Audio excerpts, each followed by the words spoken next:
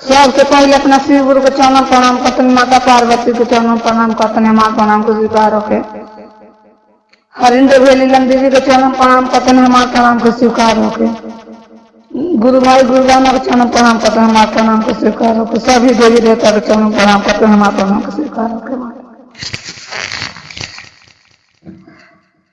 घोषणा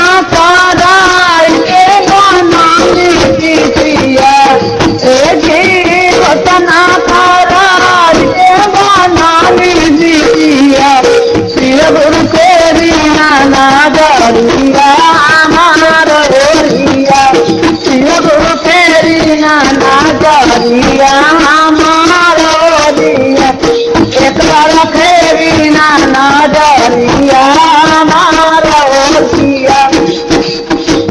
गैया के जोगारा गाना लिपले बानी, गैया के गोबारा से गाना लिपले बानी। ममिया हसुरा से जोगारा लगले बानी, ममिया हसुरा से जोगारा लगले बानी। यदि जागी आखिया यदि गाड़ी आखिया देखे ले रही, एक बार फेर दीना जलिया हमारे रोलिया, शिव फेरी नाना जलिया हमारे रोलिया।